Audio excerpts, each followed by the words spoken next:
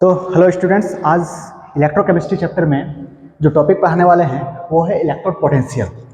तो electrode potential को समझने से पहले हमें ये जानना होगा कि ऑक्सीडेशन क्या होता है, रिडक्शन क्या होता है और इलेक्ट्रोड क्या होता है। तो चलिए समझते हैं ऑक्सीडेशन क्या होता है। जब कोई मेटल एटम अपना इलेक्ट्रॉन लूज करता है तो इस घटना को ऑक्सीडेशन कहते हैं। Lose of electron is called oxidation.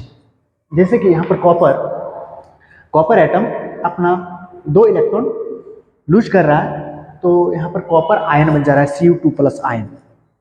तो इस इलेक्ट्रॉन लूज करने की घटना को ऑक्सीडेशन कहते हैं। नेक्स्ट, रिडक्शन क्या होता है।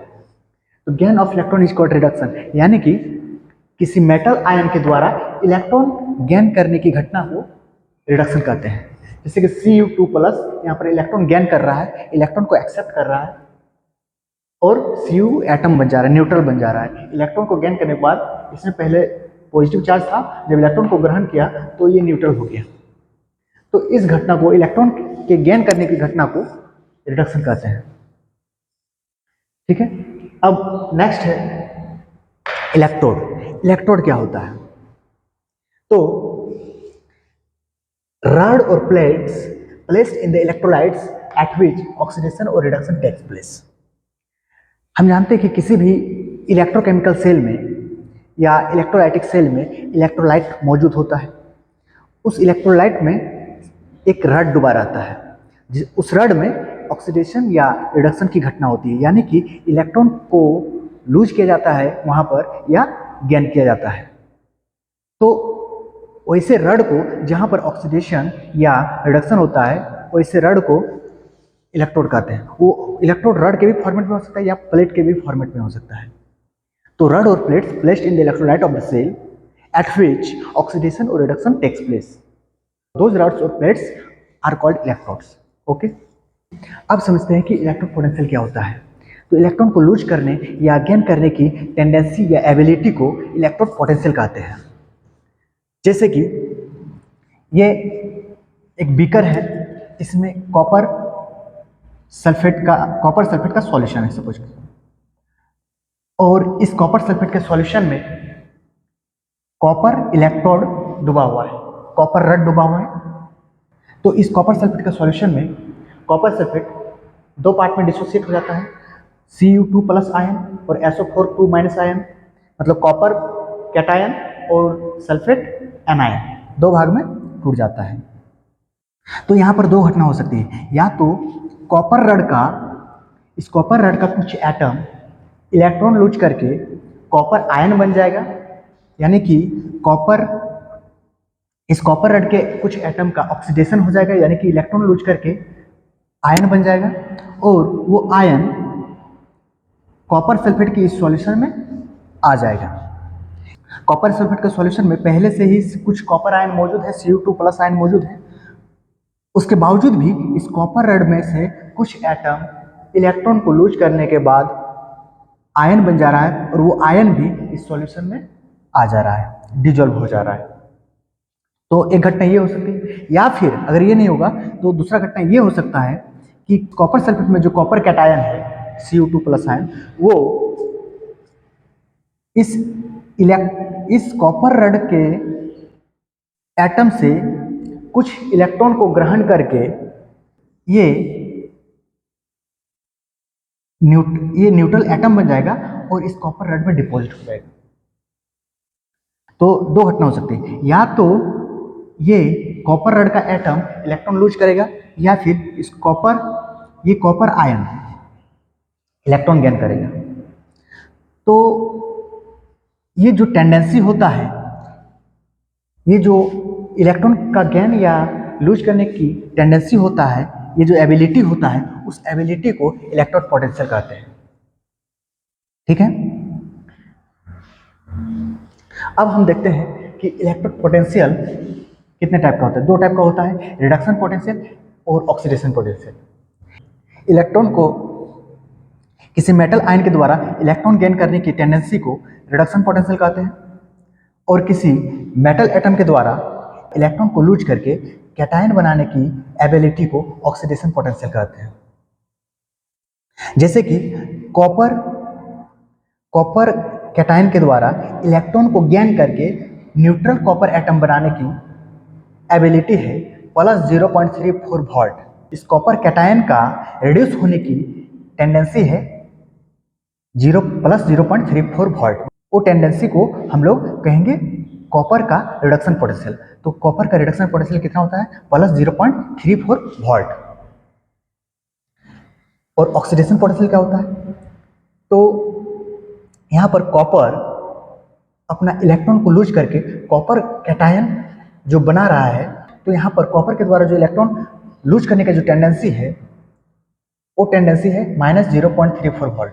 तो यहाँ पर कॉपर के द्वारा इलेक्ट्रॉन लूज करके जो Cu2+ आयन बनाने की जो टेंडेंसी है उसको इस कॉपर एटम का ऑक्सीडेशन पोटेंशियल बोलेंगे। और वो ऑक्सीडेशन पोटेंशियल कितना है -0.34 वोल्ट। ठीक है, तो हम यहाँ पर देख रहे हैं कि किसी कॉपर कैटायन का जो रिडक्शन पोटेंशियल होता है वही कॉपर एटम का ऑक्सीडेशन पोटेंशियल होता है। वैल्यू सेम होता है लेकिन साइन उल्टा हो जाता है। अगर यहाँ पर कॉपर का रिडक्शन पोटेंशियल पॉजिटिव है तो कॉपर का ऑक्सीडेशन पोटेंशियल नेगेटिव में होगा। उसी तरह से जिंक एटम के द्वारा इलेक्ट्रॉन को गेन करके जिंक एटम में रिड्यूस होने की एबिलिटी को जिंक कैटायन का रिडक्शन पोटेंशियल कहेंगे। और जिंक कैटायन का रिडक्शन पोटेंशियल कितना होता है -0.76 वोल्ट। अगर पूछा जाएगा कि जिंक एटम का ऑक्सीडेशन पोटेंशियल कितना होगा, मतलब कि जिंक एटम के द्वारा इलेक्ट्रॉन को लूज करके ऑक्सीडाइज होने की टेंडेंसी कितनी होगी, तो प्लस 0.76 वोल्ट। क्योंकि जिंक कैटायन का अगर रिड्यूस होने की क्षमता मतलब रिडक्शन पोटेंशियल अगर -0.76 वोल्ट है तो उसका ऑक्सीडेशन पोटेंशियल प्लस में हो जाएगा प्लस 0.76 वोल्ट। तो हम यहाँ पर देख रहे हैं कि किसी का रिडक्शन पोटेंशियल प्लस 0.34 वोल्ट है तो किसी का -0.76 वोल्ट है। तो अगर किसी मेटल का अगर रिडक्शन पोटेंशियल पॉजिटिव है प्लस, जैसे कि यहाँ पर कॉपर का 0.34 वोल्ट है, तो इसका मतलब कि ये जो कॉपर एटम है वो रेड्यूस होना ज़्यादा पसंद करता है एज कम्पेयर टू ऑक्सीडाइज होना। क्योंकि इस कॉपर का ऑक्सीडेशन पोटेंशियल यहाँ पर -0.34 वोल्ट है और रिडक्शन पोटेंशियल प्लस 0.34 वोल्ट है, इसलिए कॉपर को रेड्यूस होना ज़्यादा पसंद है ऑक्सीडाइज होने की तुलना में। ठीक है, तो उसी प्रकार से जिंक मेटल का रिडक्शन पोटेंशियल -0.76 वोल्ट है और ऑक्सीडेशन पोटेंशियल प्लस 0.6 वोल्ट है।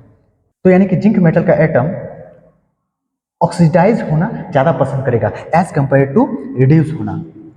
इसमें रिडक्शन होना डिफिकल्ट है लेकिन ऑक्सीडाइज होना आसान है क्योंकि इसका ऑक्सीडेशन पोटेंशियल पॉजिटिव में है। तो जनरली हम लोग ऑक्सीडेशन पोटेंशियल को याद नहीं रखते हैं, हम लोग रिडक्शन पोटेंशियल को ही याद करते हैं या एक सीरीज में अरेंज करते हैं जिसको इलेक्ट्रोकेमिकल सीरीज कहते हैं या रिएक्टिविटी सीरीज भी बोला जाता है। रिडक्शन पोटेंशियल का वैल्यू ऑक्सीडेशन पोटेंशियल के वैल्यू के बराबर ही होता है, केवल साइन उल्टा हो जाता है। ये जो ई नॉट है, ई नॉट क्या है, स्टैंडर्ड इलेक्ट्रिक पोटेंशियल, मतलब ये इलेक्ट्रिक पोटेंशियल का वैल्यू लिया गया है वो स्टैंडर्ड कंडीशन में लिया गया है, इसलिए ई नॉट को स्टैंडर्ड इलेक्ट्रिक पोटेंशियल भी कहते हैं। स्टैंडर्ड कंडीशन का मतलब 25 डिग्री सेल्सियस टेम्परेचर में, 1 बार प्रेशर में और 1 मोलरिटी कंसंट्रेशन वाले सॉल्यूशन में ये वैल्यू लिया गया है। तो अब हम लोग यहाँ पर देख रहे हैं स्टैंडर्ड रिडक्शन पोटेंशियल, शॉर्ट में SRP ऑफ सम मटेरियल, मैंने कुछ मटेरियल का कुछ एलिमेंट का यहाँ पर स्टैंडर्ड रिडक्शन पोटेंशियल दिया गया है।